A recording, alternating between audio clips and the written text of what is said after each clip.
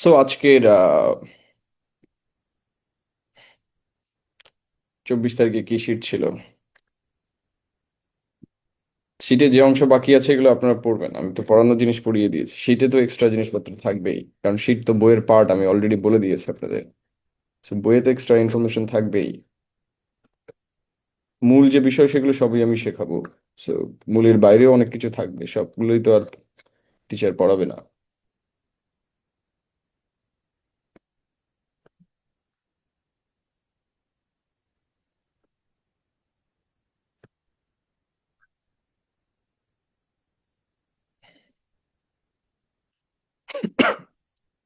So আমরা একটা বাংলা বাক্য দেখি।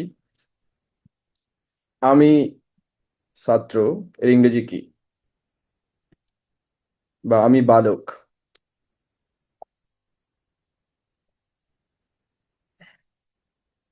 আমি খুব সহজ সহজ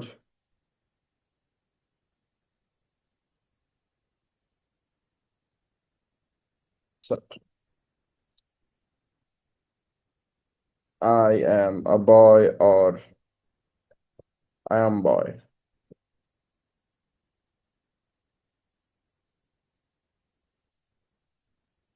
I am a student, or I am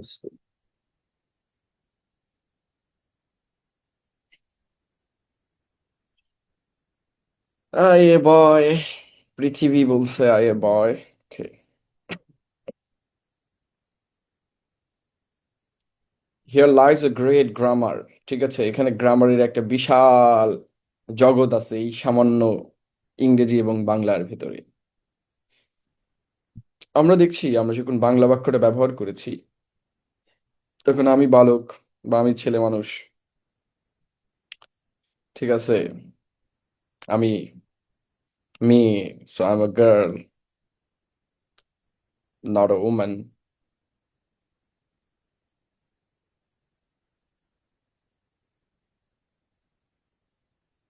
আপনার জন্য কি ভালো হবে সেটা আপনি জানেন, বই তো বই ভাই। বই সবসময় পিডিএফ এর চেয়ে ভালো থাকে, এটাই স্বাভাবিক ঘটনা। সো পিডিএফ অনেক কিছু থাকবে না যেটা বইয়ে আছে, নাহলে আপনারা তো আমার পিডিএফ নিজের নামে ছাপায়া দিতে পারেন। সো অবভিয়াসলি পিডিএফ এমন কিছু নাই বই যেগুলো থাকতে পারে।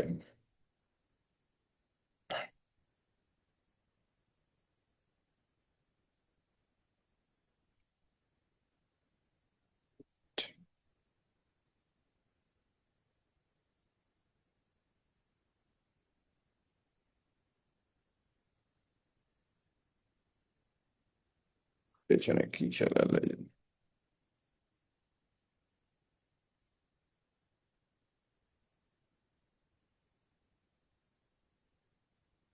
সো দেখেন, আমরা যখন ইংরেজি বাক্যটা ব্যবহার করেছি তখন আমরা এ বয় ব্যবহার করেছি, রাইট? আমরা বয়।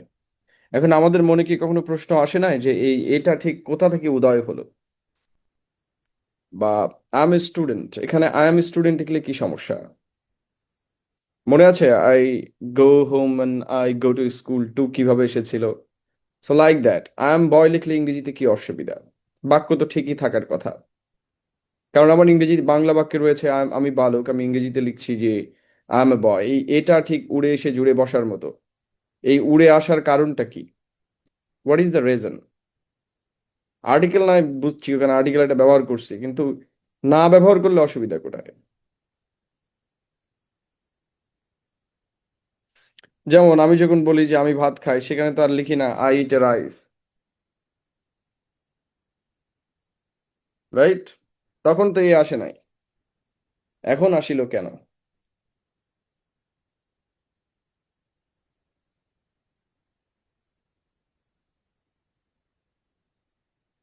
রিডারকে বুঝাই দিচ্ছে সে একা, ওরে বাবা রে।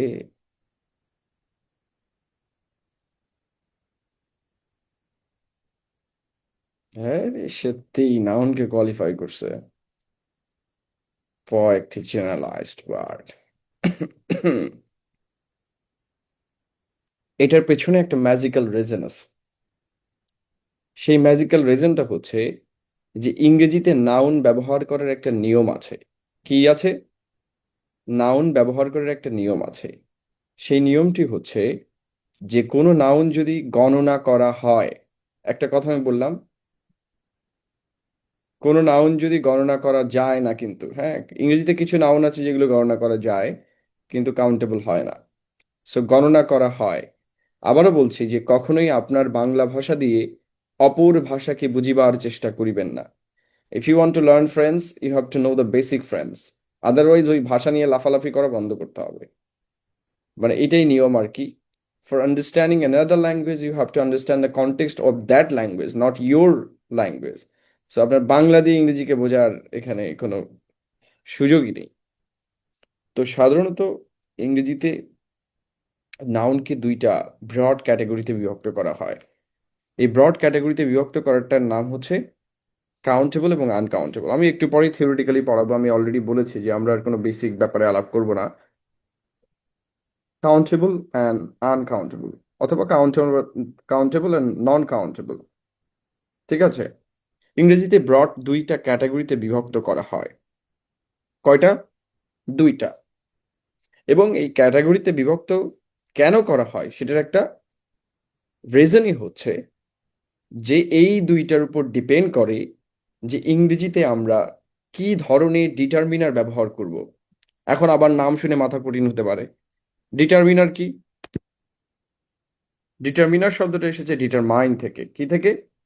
ডিটারমাইন থেকে। দেখেন, ইংরেজি ভাষাতে সবচেয়ে গুরুত্বপূর্ণ দুইটি পাഠ্যবস্তু হচ্ছে ভার্ব এবং নাউন। কেন?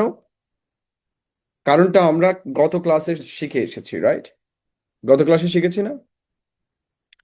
স্ট্রাকচার অফ ইংলিশ ল্যাঙ্গুয়েজ আর ইংলিশ সেন্টেন্সেস, সেখানে আমরা দেখেছি যে প্রত্যেকটা বাক্যের সাবজেক্ট, অবজেক্ট, কমপ্লিমেন্ট যাই বলেন, সব জায়গাতে একক আধিপত্য কার? নাউনের। So if verb is the mother of a sentence, noun is the father. কি বলেছি? ভার্ব যদি বাক্যের মা হয়ে থাকে তাহলে নাউন কি? ফাদার। এই জন্য ইংরেজি বাক্যের সবচেয়ে গুরুত্বপূর্ণ দুইটা পাঠ্যবস্তু হচ্ছে নাউন এবং ভার্ব। তো এই যে নাউন বসেছে, এই নাউন বসাটা আমরা কিভাবে আইডেন্টিফাই করব?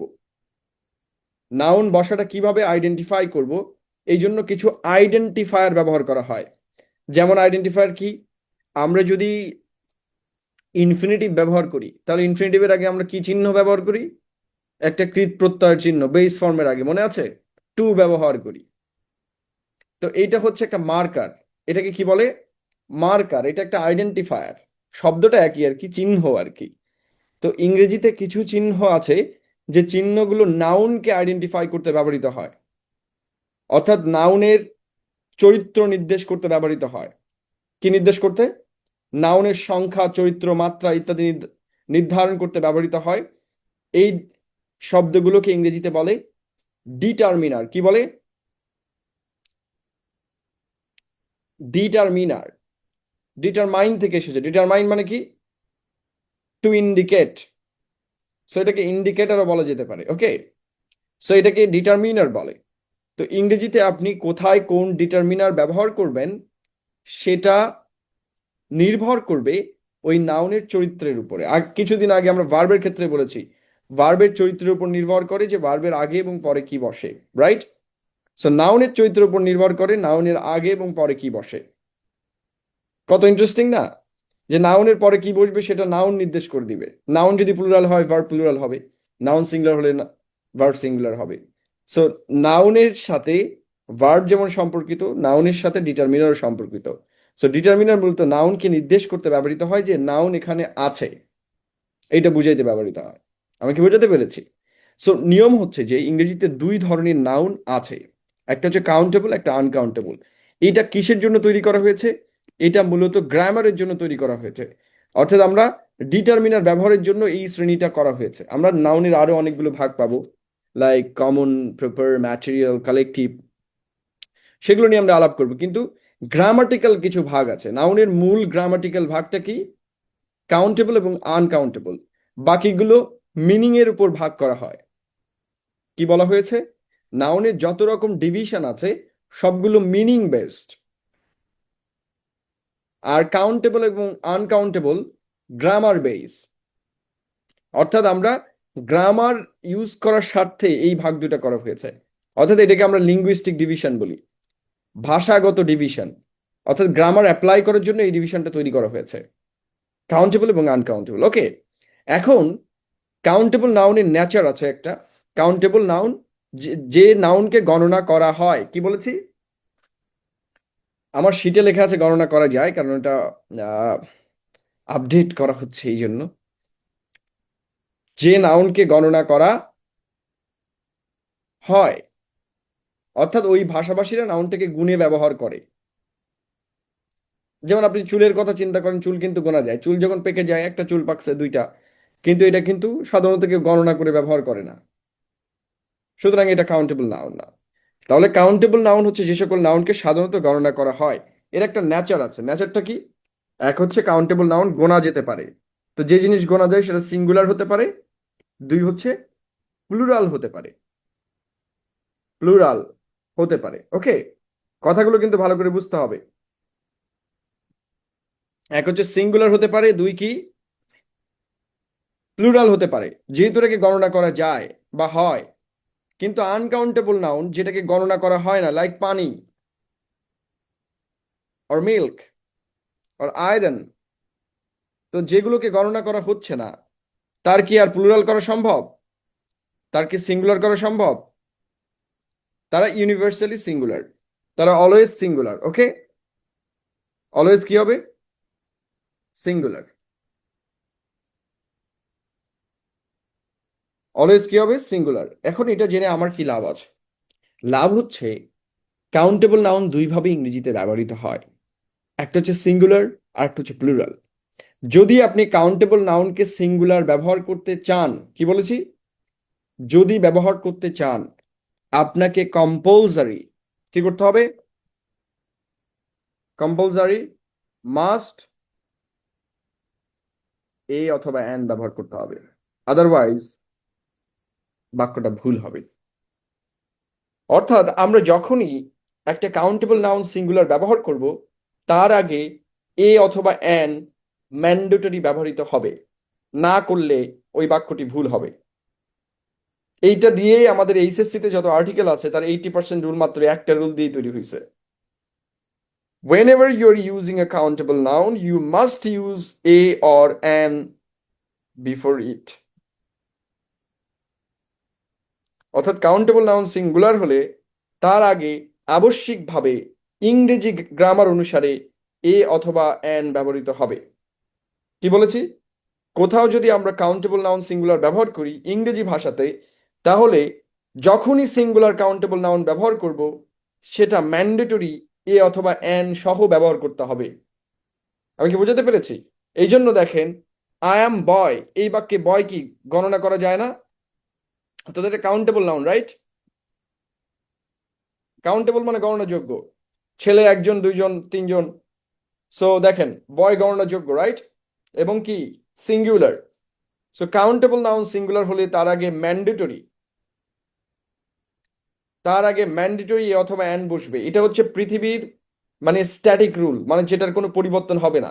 কাউন্টেবল নাউন ব্যবহার করলেই সেটা যদি সিঙ্গুলার হয়, তাহলে এ অথবা অ্যান ম্যান্ডেটরি অথবা প্লুরাল করতে হবে।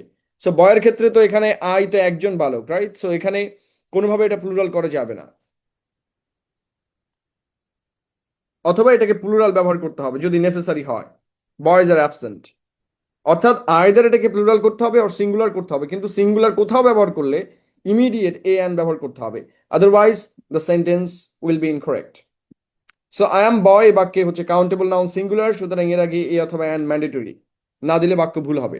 এই জন্য আমি বাংলায় আমি বালক বলতে পারলেও ইংরেজিতে আই অ্যাম বয় বলতে পারছি না, কারণ বয় হচ্ছে singular countable noun.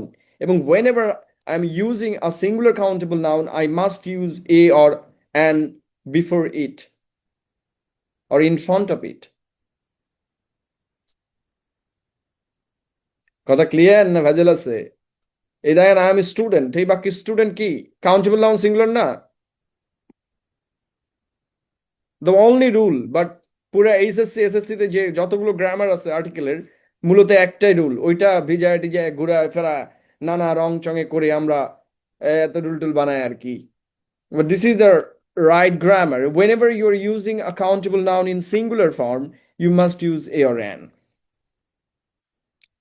So I am student, এই বাক্যে স্টুডেন্ট কি?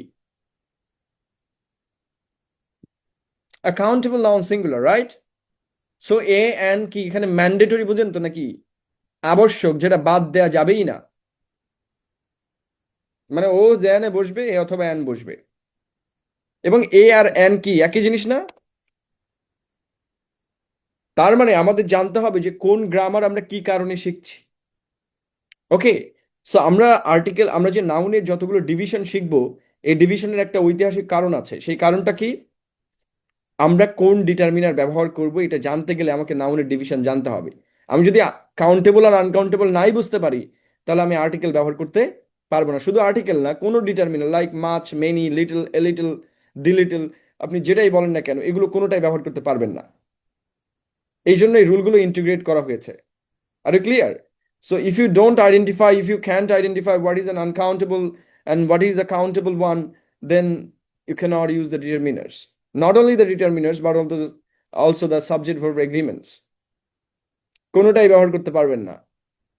এই কারণে এগুলো ইন্টিগ্রেটেড গ্রামার, মানে একটা না জানলে আরেকটা জানার কোনো উপায় নাই। কথা ক্লিয়ার না ভেজাল আছে? ওকে, সো ফার্স্ট অফ অল আমি দুইটা বিষয় শেখাবো। এ অর অ্যান কোনটা কখন কোথায় বসে। এখন আপনার মনে রাখতে হবে যে এ এবং অ্যান কিন্তু একই জিনিস, ঠিক আছে? কি জিনিস? একই জিনিস, মানে একই জায়গায় বসে। আই এম আ বয়, এখানে অ্যানও বসতে পারতো যদি বয়টা অন্য কোনো নাউন হতো আর কি, রাইট? দুইটা কিন্তু সেম, অনেকেই মনে করে এই দুইটা আলাদা আর্টিকেল, বাট এ এবং ডি মূলত দুইটা আর্টিকেল। এবং অ্যান হচ্ছে এর আরেকটি রূপ। আমরা রূপ দেখি না নানা ক্ষেত্রে, রূপ। রূপ মানে কি? চেহারা। এক ব্যক্তির অনেক চেহারা থাকে না? বিয়ের আগে একরকম, পরে একরকম, প্রেমে পড়ার আগে একরকম, পড়ার পরে আর একরকম, তাই না? এই যে এর হচ্ছে সেই ফর্ম আর কি। ইহাকে রূপ বলে, বাহ্যিক রূপ, আচার আচরণ, এগুলো কি রূপ বলে।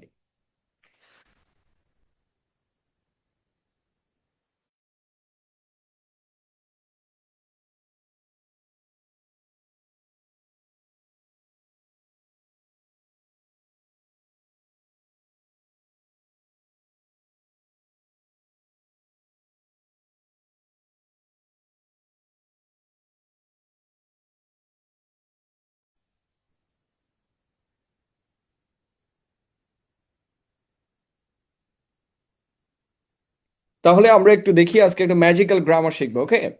এ অ্যান কোনটা বসবে? ইংরেজিতে এ এবং অ্যান দুইটা একই আর্টিকেল,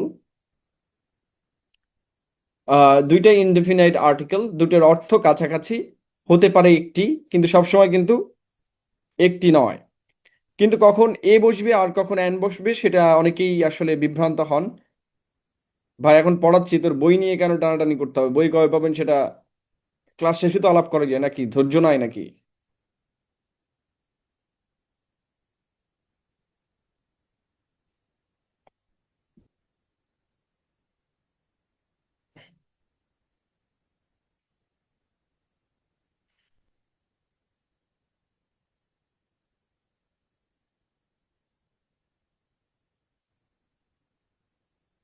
তাহলে এ অ্যান মূলত ব্যবহৃত হবে যে ভাওয়েল অথবা কনসোনেন্টের উপরে, এরকম অনেক জায়গায় লেখা থাকে।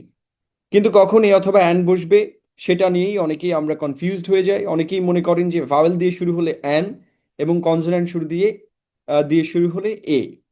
কিন্তু ব্যাপারটা হচ্ছে যে আহ, এটা আগে থেকে বলা যায় না। কারণ এন মূলত ব্যবহৃত হয় সাউন্ড অনুসারে। ইংরেজিতে মনে রাখতে হবে, ইংরেজিতে বর্ণ রয়েছে কয়টি? ইংরেজি বর্ণ কয়টি?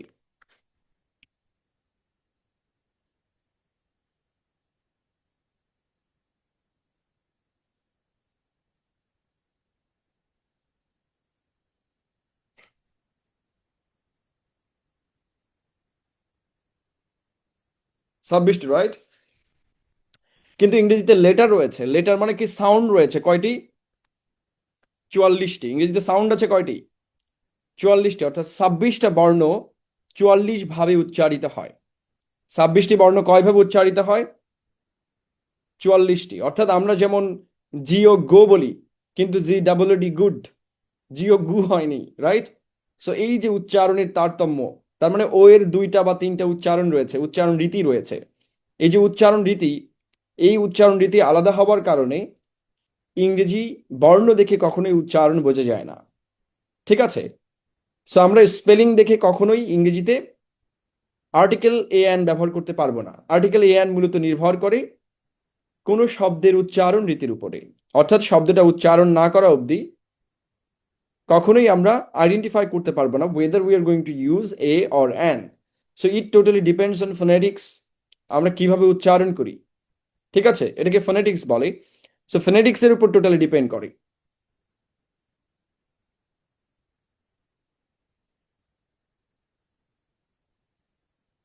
হু is A K Azad, please turn on your camera.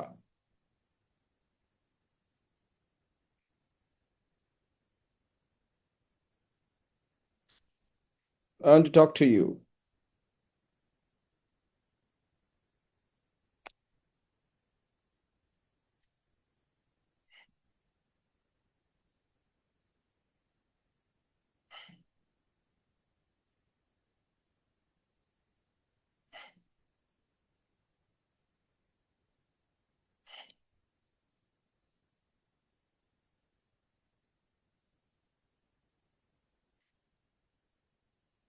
কে এই লোককে?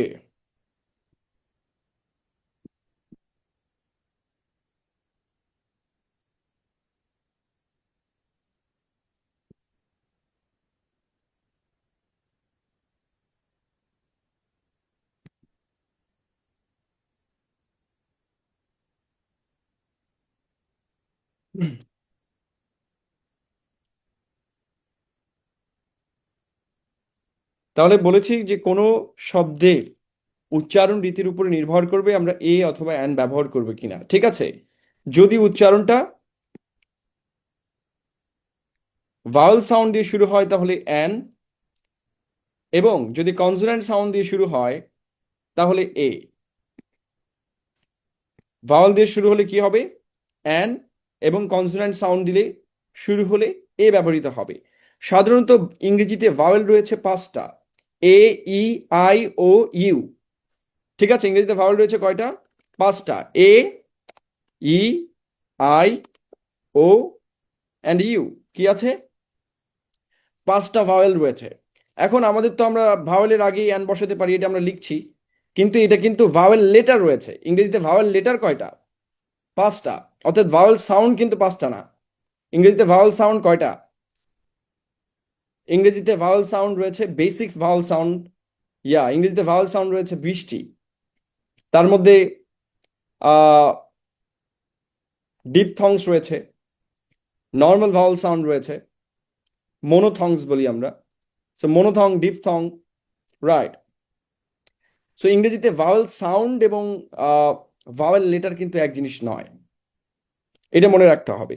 তাহলে আমাদের এত জটিল একটা বিষয়কে আমরা কিভাবে মানে থিওরিটিক্যালি শিখতে পারি? খুব ইজি। আমাকে মনে রাখতে হবে যে সাধারণত ভাওয়েল কারা, যে বর্ণগুলো উচ্চারণের সময় বা যে সাউন্ডগুলো উচ্চারণের সময় অন্য কোনো সাউন্ড আসে না, যে সাউন্ডগুলো উচ্চারণের সময় অন্য কোনো সাউন্ড আসে না। লাইক আমরা যখন অ উচ্চারণ করি, আমরা বাংলাতে একটু করে দেখি, আমরা যখন অ উচ্চারণ করি তখন কি আসে? অ, রাইট? ই। কিন্তু আমরা যখন ক উচ্চারণ করি দেখেন, ক শেষে কি আসতেছে? ক। অর্থাৎ একটা অ আসছে, রাইট? অর্থাৎ প্রত্যেকটা ভাওয়েলের ভেতরে শুধুমাত্র ও নিজেই থাকবে। প্রত্যেকটা ভাওয়েলের ভেতরে কি থাকবে? ওর নিজেই থাকবে, অন্য কেউ থাকবে না। কনসোন্যান্টের ভেতরে ও নিজেই থাকবে না, ওর সাথে একটা ভাওয়েলও থাকবে, ক। অর্থাৎ একটা অ থাকছে। সহজ কথা। তাহলে ভাওয়েলের ভেতরে ভাওয়েল একা থাকে, আর কনসোন্যান্টের ভেতরে কি একের অধিক বর্ণ থাকে বা একের অধিক শব্দ থাকে, আমরা উচ্চারণ একের অধিক ধ্বনি থাকে, সহজ কথা। তাহলে একটা ধ্বনি থাকলে সেটা ভাওয়েল, একের অধিক ধ্বনি থাকলে সেটা কনসোন্যান্ট। সহজে আমরা মনে রাখতে পারবো। একটা ধ্বনি থাকলে কি হবে? ভাওয়েল। একের অধিক ধ্বনি থাকলে কনসোন্যান্ট সাউন্ড। এখন ইংরেজিতে যে ভাওয়েলগুলো রয়েছে সেই ভাওয়েলগুলো সবসময় ভাওয়েলের মতো আচরণ করে না। কি করে না? মাঝে মধ্যে তারা ভাওয়েল হয়, মাঝে মধ্যে তারা কনসোন্যান্ট হয়ে যায়। এখন আমাদের মূল পরীক্ষাটা হচ্ছে যে তারা কখন ভাওয়েল হবে এবং তারা কখন কনসোন্যান্ট হবে। যেমন আমরা যদি ইউনিভার্সিটি শব্দটা উচ্চারণ করি, দেখেন, university, university, look at this. আমরা ইউনিভার্সিটিকে যদি আমরা উচ্চারণ করি, তাহলে দেখেন ইউনি, আমার এখানে বর্ণ রয়েছে ইউ, কিন্তু বাংলায় ধ্বনি এসেছে কয়টা দেখেন তো? দুইটা, একের অধিক।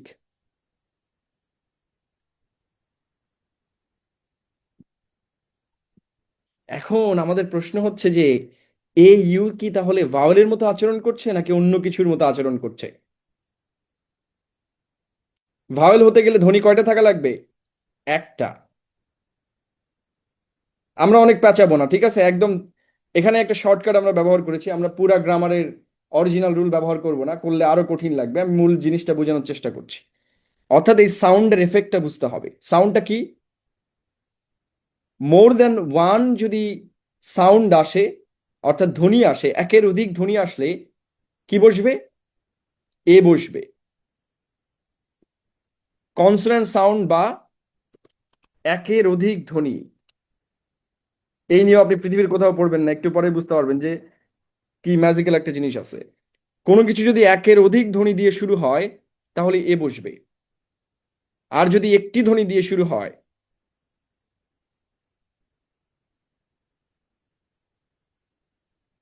একটি মাত্র ধ্বনি দিয়ে শুরু হলে অ্যান বসবে। ওকে? ইংরেজিতে, ইংরেজিতে ভাওয়েল রয়েছে পাঁচটি। অর্থাৎ ভাওয়েল কি আছে? বর্ণ রয়েছে। আগে বর্ণ এবং সাউন্ড জিনিসটা বুঝতে হবে। সাউন্ড কি? আমরা যেটা উচ্চারণ করি এটা হচ্ছে সাউন্ড, আর আমরা যেটা লিখি এটা হচ্ছে লেটার বা বর্ণ। তো ইংরেজিতে ভাওয়েল লেটার রয়েছে পাঁচটি। কয়টি? পাঁচটি। এর মধ্যে দুইটি হচ্ছে ইউনিভার্সাল ভাওয়েল, অর্থাৎ তারা সবসময় ভাওয়েল থাকবে। সেই দুটি কি? এ এবং আই। এ এবং আই হচ্ছে কোথাও থাকলে সরাসরি তারা, এ এবং আই যদি কোথাও থাকে তাহলে তাদের আগে সবসময় অ্যান বসবে। তাহলে দেখেন অ্যাপল, এর আগে কি আছে? এ। এর আগে কি আছে? এ। কোথাও যদি আই থাকে, লাইক আইল্যান্ড, এর আগে কি আছে? আই। তাহলে এর আগে কি বসবে? অ্যান বসবে। তাহলে এ এবং আই এই দুটাকে আমরা বলি পিওর ভাওয়েল। কি বলি? পিওর মানে কি? তারা সবসময় ভাওয়েল, তারা বিশুদ্ধ ভাওয়েল, অর্থাৎ তারা কখনোই রূপ পরিবর্তন করবে না। কিন্তু বাকি যে তিনটা থাকে, বাকি যে তিনটা থাকবে, সেই তিনটা হচ্ছে কি কি? বাকি তিনটা কি কি? ই ও ইউ। বাকি তিনটা কি কি? ই ও ইউ। এই তিনটা হচ্ছে দ্বৈত চরিত্র, অর্থাৎ ইমপিওর ভাওয়েল। এই তিনটা কি? দুইটি চরিত্র তারা গ্রহণ করবে। একটা হচ্ছে ইমপিওর ভাওয়েল, অর্থাৎ পরিবর্তনশীল ভাওয়েল। এটা হচ্ছে গুপ্ত। ঠিক আছে? ওই একজন বলছে তাই বললাম, আমার কোনো দোষ নেই। এরা হচ্ছে যে চরিত্র পরিবর্তন করবে। যদি শব্দটার উচ্চারণে বাংলায় একটা মাত্র স্বরধ্বনি দিয়ে শুরু হয় তাহলে অ্যান বসবে। যদি একের অধিক ধ্বনি বা সেমি ভাওয়েল দিয়ে শুরু হয় তাহলে এ বসবে। কেমন? Look at this. ধরেন আমব্রেলা, তাহলে এটা শুরু হয়েছে কি দিয়ে? ইউ দিয়ে। আপনি এটা বাংলায় লেখেন তো। আমব্রেলাকে আমরা কি দিয়ে লিখি? বাংলায় কি লিখি? আ দিয়ে, রাইট? আ দিয়ে না? আমব্রেলা। Yes or no?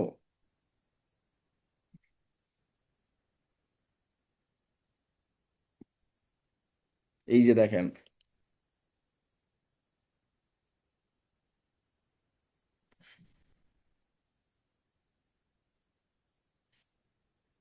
তাহলে আ কয়টা ধ্বনি? একটা না দুইটা? তাহলে কি বসবে? অ্যান বসবে না এ বসবে?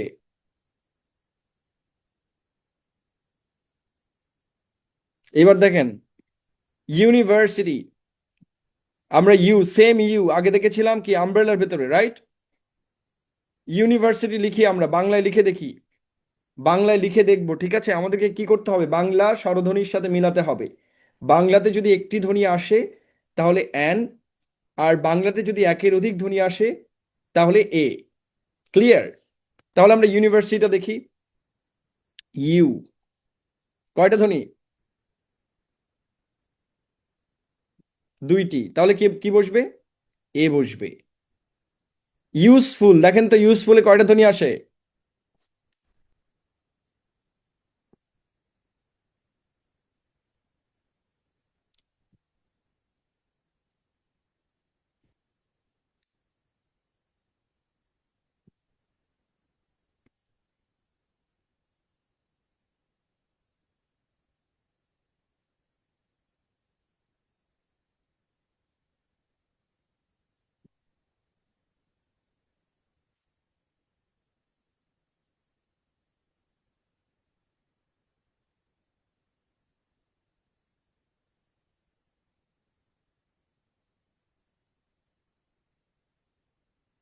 আনইউজুয়ালে দুইটা ধ্বনি কি করে আসে?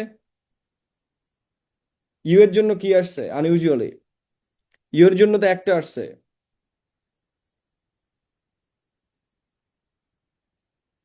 আরে মিশু ভাই, আমি তো একটু আগেই বলে এসেছি যে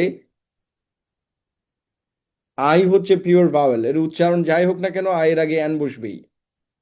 সো যেটা অলরেডি বাদ দিচ্ছি সে তো এটা আলোচনার মধ্যেই আসবে না, সে তো পরিবর্তনশীল না, সে স্ট্যাটিক। সো আই এই তালিকাতে আছে নাই। So look at this, unusually U এর জন্য আ এসেছে শুধু, আর কিছুই আসে নাই। এই যে আরেকজন নিয়ম বানাচ্ছে, আমি সহজ করে দিলাম, আবার ইউ এর জন্য যদি ইউ আসতে হয় তাহলে তো আমার বইয়ের রুলে মিলে গেল, রাইট? বইয়ে এটাই লেখা আছে, ইউ এর জন্য ইউ এর উচ্চারণ যদি ইউ এর মতো হয় তাহলে এ বসে। আমরা তো ওই রুল অ্যাপ্লাই করব না, আমরা শিখবো গ্রামাটিক্যালি। ওটা তো আমরা এক্সেপশন বানায় ফেলছি। সো এবার হিসাব করেন, ইউনিফর্ম এখানে কি আসছে? U, right? অর্থাৎ কয়টা? দুইটা। তাহলে কি বসবে? এ। এবার ধরেন আমরা এখানে নাই এমন উদাহরণ দেখি, আছে নিচে আছে, কিন্তু আমি বোঝানোর সুবিধার্থে ধরেন এখানে ও দিলাম, অরেঞ্জ। খেয়াল করেন,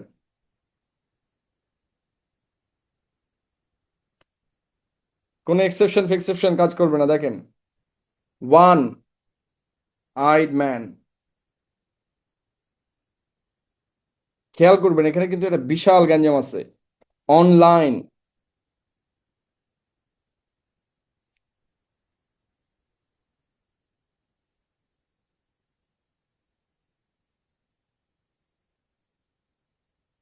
ঠিক আছে? দেখেন তো আমরা যদি অরেঞ্জ শব্দটা উচ্চারণ করি, ও এর জন্য বাংলায় স্বরধ্বনি কয়টা আসে? একটা, অরেঞ্জ। আমরা বাংলায় লিখে দেখবো, কিন্তু পরীক্ষায় কনফিউজ হওয়া যাবে না, কারণ এটা কিন্তু হাজার হাজার রুল আছে এটার জন্য। মিনিমাম 50টা রুল দেয়া আছে বইয়ে, ঘুরায় ফেরায় 50টা না হলে 20টা আছে, যে ও এবং ইয়া নিয়ে। সো আমরা ওটা না দেখবো, না দেখে করব। ওয়ারেন্স, দেখেন আমার ও, অ আসছে। এবার ওয়ান আইড, ওয়ান আইড আমরা একটু লিখি বাংলাতে, কি আসে? One eyed, one. Online, online, দেখেন একই শব্দ, কি কাচাল। সো লুক এট দিস, প্রথমটায় কয়টা আসছে? একটা, তাহলে কি হবে? অ্যান।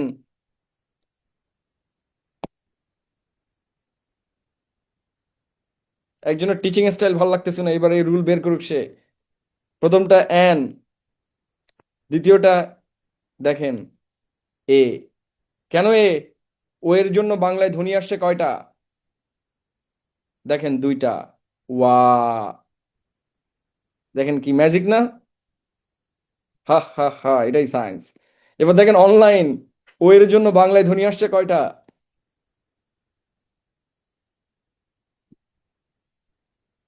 একটা, তাহলে কি বসবে? অ্যান। বোঝা গেল বিষয়টা? খুবই সহজ এবং খুবই কঠিন।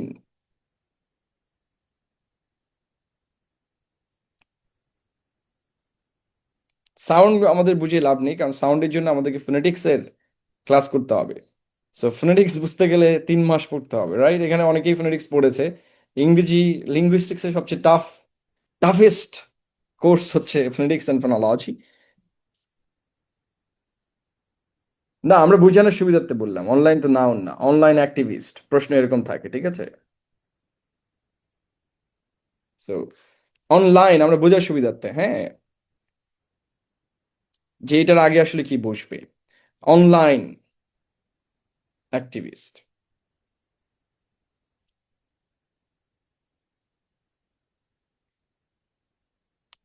আরে ক্লিয়ার? এখন ক্লিয়ার আছে?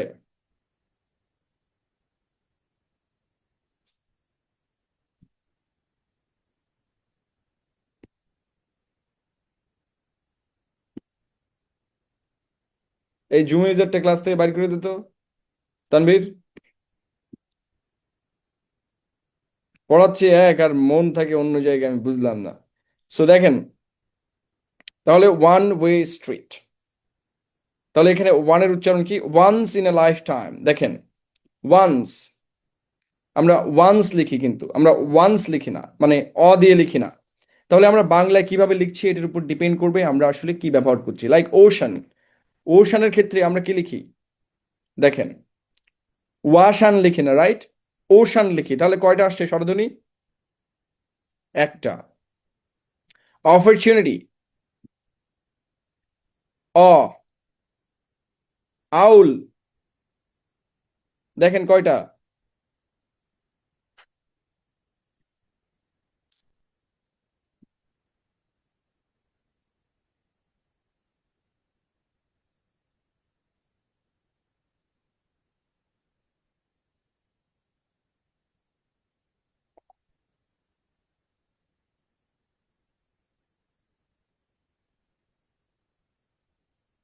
কয়টা? আউলে কয়টা দেখেন? একটা।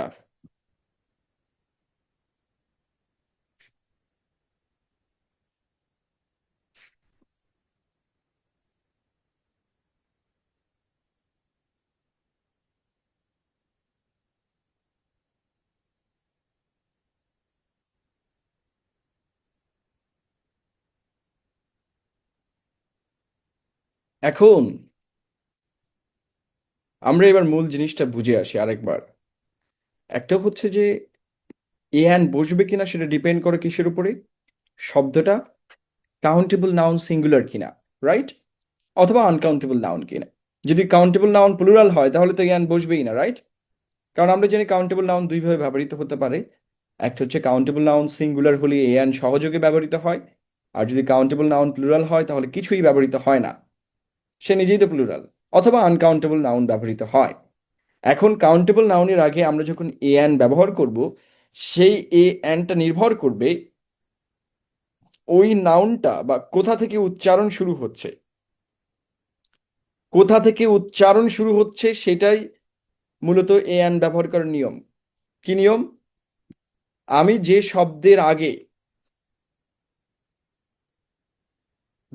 শব্দের আগে বা যেখান থেকে উচ্চারণ শুরু হচ্ছে,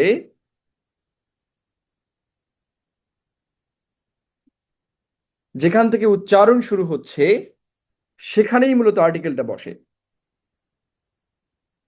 সেটির উপর নির্ভর করেই আর্টিকেলটা বসে, ঠিক আছে?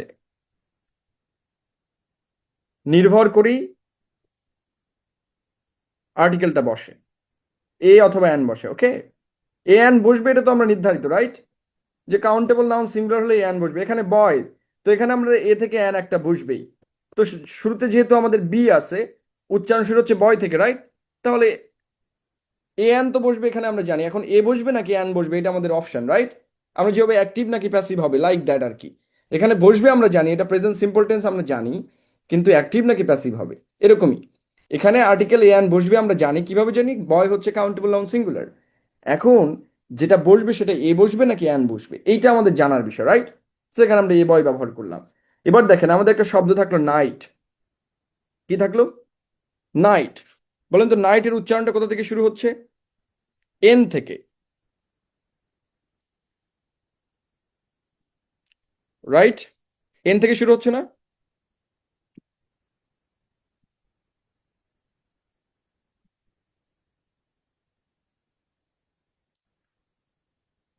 কোথা থেকে শুরু হচ্ছে?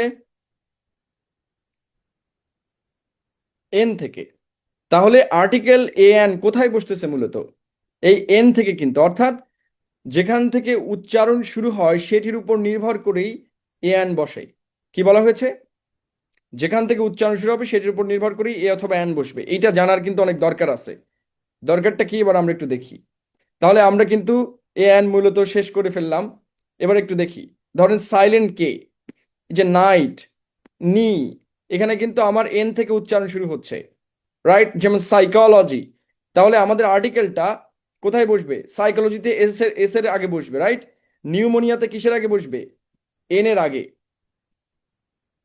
রাইট যদি হতো, রাইটের আগে আমরা আর্টিকেল ব্যবহার করি না, আমি এক্সাম্পল হিসেবে বলছি। রাইটের কিন্তু ডাব্লিউ হচ্ছে সাইলেন্ট থাকে, রাইট? সো বি এখানে হচ্ছে আর থেকে হবে। রং, দেখেন ডাব্লিউ কিন্তু কি? আচ্ছা, এটার উচ্চারণ করেন তো, অনেকে উচ্চারণ পারে না। এটার উচ্চারণ কি?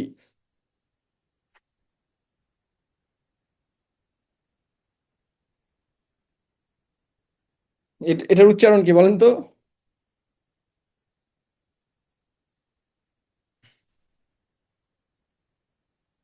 এই তো অনেকেই পারে। বাহ বাহ বাহ বাহ বাহ। আমাদের এলাকায় কি উচ্চারণ করে জানেন? ডাব্লু, ঠিক আছে? ডাব্লু উচ্চারণ কে কে জানেন? এই তো বিখ্যাত উচ্চারণ ডাব্লু। কঠিন, রাইট? কিন্তু ডাব্লু বলে ইংরেজিতে কিছু নাই। ডাব্লু অনেক লোকের নাম আর কি। ডাব্লু নামের লোকজনও আছে। এটা উচ্চারণ হচ্ছে ডাব্লিউ বা ডাবল ইউ। হ্যাঁ, দুইটা ইউ মিলে এটা তৈরি হয়েছে। তো সবাই উচ্চারণ করে ডাব্লু। হেভি হেভি উচ্চারণ বাংলাদেশে, ঠিক আছে? ডাব্লু। এটা কিন্তু ডাব্লু না, ডাবল ইউ, ওকে? সো মূলত যেখান থেকে উচ্চারণ শুরু হয় ওইটার উপর নির্ভর করে আমরা এ নাকি অ্যান ব্যবহার করব। ওকে? সো এই কথা বলার উদ্দেশ্য কি? এই কথা বলার উদ্দেশ্য হচ্ছে আমরা যেমন অনেস্টের ক্ষেত্রে দেখেন আমাদের এখানে দেখি উচ্চারণ শুরু হচ্ছে কি দিয়ে? আওয়ার। এখানে উচ্চারণ শুরু হচ্ছে কি দিয়ে? ও দিয়ে না? তাহলে আর্টিকেলটা এ অ্যান বসবে কিসের উপর ভিত্তি করে? যেখান থেকে উচ্চারণ শুরু হবে। তাহলে দেখেন এইস নাই মনে করেন এখানে। তাহলে ওটা কি? ওটা ভালো করে বুঝতে হবে। ওটা এখানে কি? ভাওয়েল নাকি কনসোন্যান্ট? এটাও কিন্তু নির্ধারণ নির্ধারণ করতে হবে, নাহলে কট খাবেন। কিরকম ভাবে কট খাবেন আমি সেটা বলছি। এই ও এর উচ্চারণ কি? একটা স্বরধ্বনি আসে না দুইটা? দুইটা। একজন বলে দুইটা নাকি?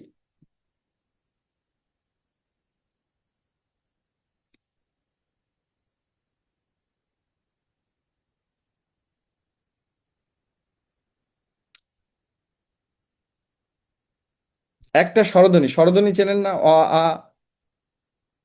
বাংলায় পড়েননি? অ থেকে কি ও পর্যন্ত নাকি? ও কিন্তু আবার ডাবল স্বর।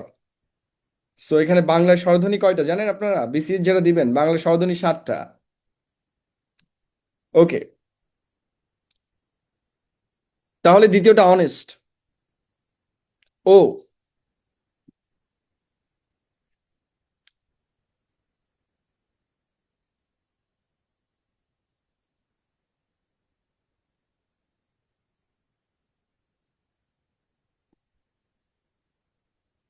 অনারেবল।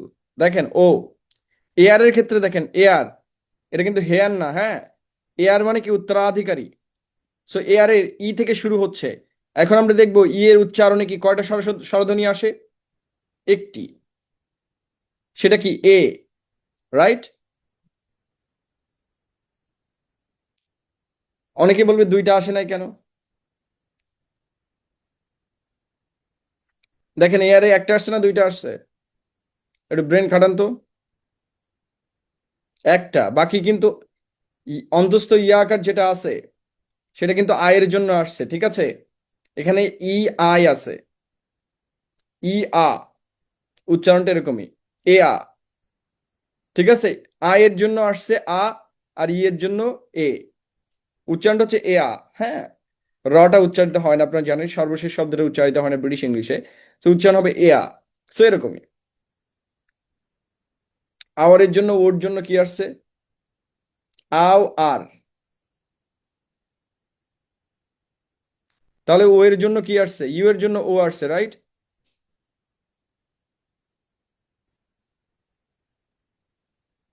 আপনি হিসেব করেন আও আর, অর্থাৎ ও যে উচ্চারিত হয়েছে, এই ওটা কিন্তু ইউ এর জন্য হয়েছে। খেয়াল করতে হবে, তাই না? না হলে অর হতো বা আর হতো। যদি ও আর থাকতো তাহলে কি হতো? আর উচ্চারিত হতো। সো আওয়া, উয়া উচ্চারিত হয়েছে ইউ এর মাধ্যমে আর কি।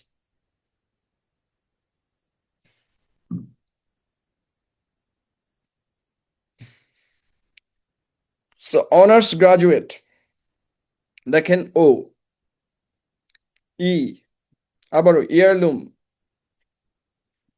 এবার আপনাদের একটা ম্যাজিক দেখায়। পরীক্ষায় ধরেন কোশ্চেন পড়ে একটু টাফ দেখে, মানে সহজ কোশ্চেন তো পড়বে না। যেমন সবচেয়ে কঠিনটা হচ্ছে এটা, ইউরোপিয়ান। এবার আমরা যদি একটু হিসেব করি, আমরা বাংলায় যদি রবীন্দ্রনাথের কথা চিন্তা করি, রবীন্দ্রনাথ এভাবে লিখতো, ইউরোপের চিঠি, ইউরোপের চিঠি,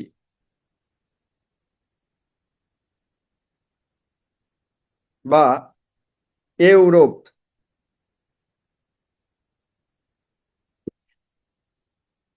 এরকমও অনেকে লেখে। খেয়াল করেন, এটা কিন্তু লেখা হয়, এককালে এটা লেখা হতো এবং অনেক লেখক এইভাবে লেখেন। সলিমুল্লাহ খান ওইভাবে লেখেন। উনি ইউরোপ লেখেন না, উনি লেখেন ইউরোপ। সো ওনারা ইউরোপ লিখছে কেন? তাহলে উচ্চারণটা শুরু হচ্ছে কোথা থেকে? ই থেকে, রাইট? কিন্তু আমরা যে ইউরোপ উচ্চারণ করি, একটু হিসেব করে দেখেন তো, সেই ইউরোপে ই এর উচ্চারণ আছে কিনা? অর্থাৎ ইউরোপের ই যেটা আছে, সেই ই কিন্তু সাইলেন্ট। আমরা কেউ কখনো খেয়াল করি না এই বিষয়টা। এখানে যে ইটা আছে, সেই ইটা কিন্তু সাইলেন্ট। অর্থাৎ উচ্চারণটা শুরু হচ্ছে কোথা থেকে? ইউ থেকে। খেয়াল করে দেখেন, আমরা যদি ই দিয়ে উচ্চারণ শুরু করি তাহলে আমায় ইউরোপ লিখতে হবে, রাইট? এ ইউরোপ। অর্থাৎ আমাকে ইউ থেকে উচ্চারণ শুরু করতে হচ্ছে এখন। যখনই ইউ থেকে উচ্চারণ শুরু হচ্ছে, আমাকে কি যাচাই করতে হবে? যে ইউটা এখন কি ভাওয়েল নাকি কনসোন্যান্ট? এটা কিন্তু যাচাই করতে হবে। কারণ আমরা জানি যে ই ও ইউ থাকলে আমাকে যাচাই করতে হবে, এ এবং আই থাকলে যাচাই করার কোনো দরকার নেই, রাইট? কারণ এ এবং আই হচ্ছে অলওয়েজ কি, এ এবং আই কি অলওয়েজ কি,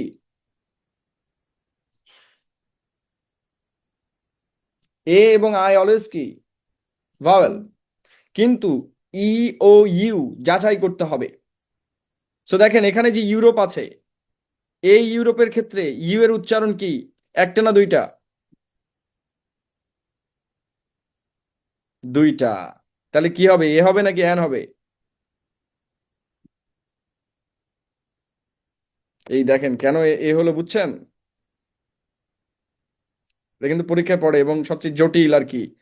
অনেকে এটার কোনো ব্যাখ্যা নাই, কিচ্ছু নাই, এটা শর্টকাট বানায় দেয়। বাট শর্টকাটে আমি ঠিক করে দিলাম। এই এত কথা বলার উদ্দেশ্য এটাই।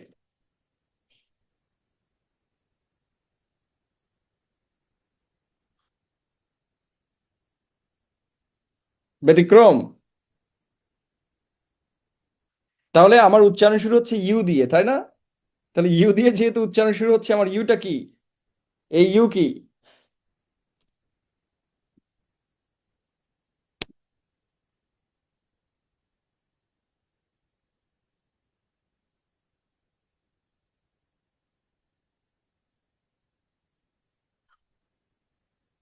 এখানে ধ্বনি দুইটা, কয়টা আসে? দুইটা ধ্বনি আসে। এই ইউ এর জন্য ধ্বনি আসে কয়টা?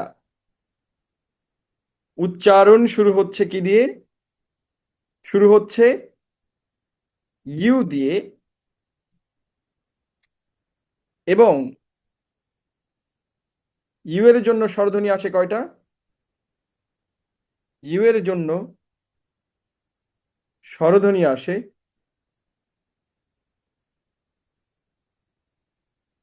দুইটি।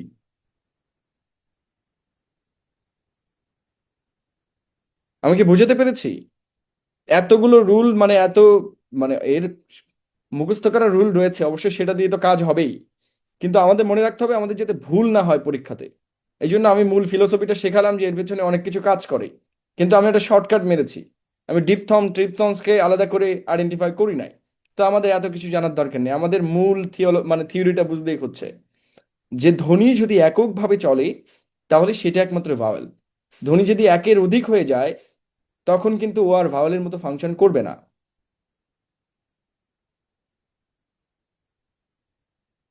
ঠিক আছে, একদম ইজি। দেখেন, তাহলে হিস্ট্রি, এইচ উচ্চারণ হচ্ছে এইচ দিয়ে উচ্চারণ, তাহলে এ বসবে।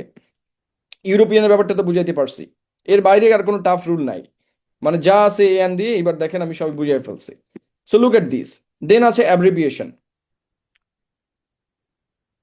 আরেকজন বলে এ কেন, আমি তো লিখেই দিছি এ কেন। সো অ্যাব্রিভিয়েশন হচ্ছে সংক্ষিপ্ত রূপ। আবারও বলছি যে উচ্চারণ যেখান দিয়ে শুরু হবে সেই উচ্চারণ শুরু থেকেই আমাদের মূলত এ অথবা অ্যান বসে। তাহলে এ অ্যান কোথায় বসে? যেখান থেকে উচ্চারণ শুরু হয়, অর্থাৎ শুরুর ধ্বনিটা কি আসছে। তাহলে এম এর ক্ষেত্রে আমরা দেখব যে যে কোনো অ্যাব্রিভিয়েশনের ক্ষেত্রে আমরা আগে বাংলায় লিখে নিব। লেখার পরে আবারও কি বলছি, যে কোনো ধ্বনি যদি হয় তাহলে ধ্বনি বোঝার ক্ষেত্রে আমরা মাতৃভাষা ব্যবহার করব। কারণ, কারণটা কি বলেন তো? কারণটা হচ্ছে পুরা পৃথিবীর ফোনেটিক্স একেবারে নিয়ারেস্ট, অর্থাৎ বাংলাতেও ধ্বনি যতগুলো, ইংরেজিতে ধ্বনি একেবারে কাছাকাছি। দুইটা বেশি দুইটা কম এরকম থাকে, ইংরেজিতে সাধারণত তিনটা ধ্বনি কম থাকে অন্য ল্যাঙ্গুয়েজ থেকে। ঠিক আছে, তাহলে পুরা পৃথিবীর ধ্বনি কাছাকাছি কেন বলেন তো? কারণ পুরা পৃথিবীর মানুষের বাকযন্ত্র একই, অর্থাৎ আমাদের তো আলাদা বাকযন্ত্র দেয়নি স্রষ্টা। সো আমাদের টাচিং পয়েন্ট কাছাকাছি। Are you clear? তো যার কারণে বিদেশি ভাষার ধ্বনিকে নিজের ভাষার ধ্বনি দিয়ে বোঝা সম্ভব। এই জন্য আমি বাংলা ব্যবহার করতে বলেছি। Are you clear? যে আমরা ইংরেজি ফোনেটিক্স না জানলেও আমাদের সমস্যা নেই, আমরা বাংলা ফোনেটিক্স দিয়ে কাজ করতে পারবো, কারণ সবগুলো টাচিং পয়েন্ট একই। অর্থাৎ আমরা জিহ্বার বিভিন্ন অংশে আমাদের যে মুখ বিবরে টাচ করে, এই টাচ থেকেই ধ্বনি উচ্চারিত হয়। অর্থাৎ বাংলা যেমন উচ্চারিত হয় ইংরেজি উচ্চারিত হয়। সো এই জন্য আসলে একই স্টাইলে আমরা দুইটা শিখতে পারি। তাহলে অ্যাব্রিভিয়েশনের ক্ষেত্রে বাংলায় উচ্চারণ দেখো শুরুতে কোন ধ্বনি আসছে। শুরুতে যদি ভাওয়েল সাউন্ড আসে তাহলে কি হবে? অ্যান। এবং শুরুতে যদি কনসোনেন্ট সাউন্ড আসে তাহলে এ। তাহলে এম এ, এম এর শুরুতে কি আছে? আমরা বাংলায় লিখবো এম এ। কি আছে? এম এ কি আসে শুরুতে? কি? এ। তাহলে কি স্বর না ব্যঞ্জন? এটা কি স্বরধ্বনি, মানে কনসোনেন্ট নাকি ভাওয়েল? তাহলে কি বসবে? অ্যান। এমবিবিএস, দেখেন শুরুতে কি আছে? এ। খেয়াল করবেন, কোনো ইংরেজির কাছেই যাচ্ছি না, আমরা একেবারে বাংলা দিয়ে কাজ শেষ। দেখেন, FRC, SSC, দেখেন BA honours in English, BA। তাহলে বি উচ্চারণ শুরু হচ্ছে কি দিয়ে বলেন তো? এবার অনেকেই মাথা নষ্ট হয়ে যাবে। বি। দেখেন আমাদের অনেকের সমস্যা আছে, আমরা ধরেন এটা শুরুতে কি আছে অনেকেই দেখছে বলেন তো? এখানে যে রশ্মিকারটা রয়েছে সেটা কোথায় রয়েছে? না, এদিকে অনেকের মাথা নষ্ট হবে, রশ্মিকারটা কোথায় আছে বলেন তো? এই যে বয় রশ্মি। হ্যাঁ, এটা কিন্তু পরে, কিন্তু বসে আগে আর কি। রশ্মি কিন্তু পরে থাকে, হ্যাঁ। আগে ব উচ্চারিত হয়, মূলত পরে। এটা দেখেন, নিজের ভাষা না জানলে কি যন্ত্রণা। সো অনেকে দেখে যে আই রে, রশ্মিকা তো সামনে আছে, তাইলে কেন এন হলো না, তাই না? কিন্তু উচ্চারণটা আসলে কি? ব, ই, বি। এটা কিন্তু শেষেই আসে, কিন্তু বাংলায় লেখার সময় আমরা রশ্মিকার আগে লিখি, এটা হচ্ছে সমস্যা। ঠিক আছে, উচ্চারণ কিন্তু পরে। তাহলে বি। তাহলে এটা কি? শুরুতে কিন্তু স্বরধ্বনি আসেনি। তাহলে কি বসবে? এ। BSc, CA, PhD, UN,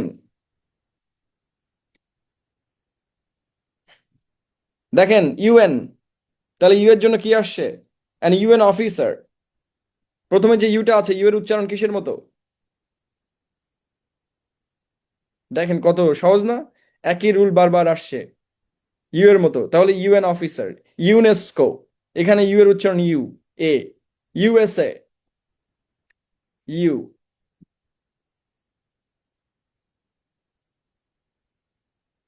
হা হা হা। কথা ক্লিয়ার না ভেজাল আছে?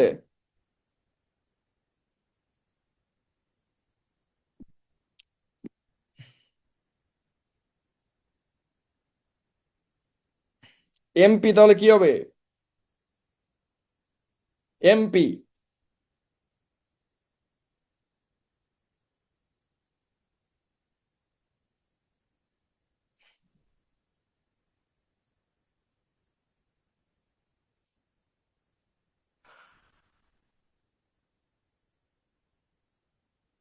হুম, করিম ইজ এন এমপি। তাহলে কি আমরা সব পারবো না? একেবারে এ আন নিয়ে আমাদের কোনো জটিলতা আর কোনোদিন হবে বলে মনে হয় না, যদি ক্লাসটা একটু বেশি ভালোভাবে দেখেন। কারণ সব জটিলতাকেই আমি সলভ করার চেষ্টা করছি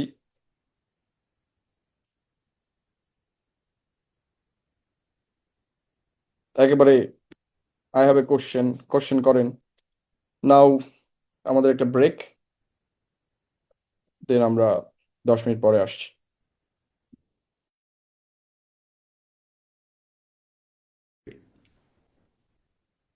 কি বলেছি? যে নাউনটা আমাদেরকে আইডেন্টিফাই করতে হবে whether this is a noun এবং what kind of noun it is.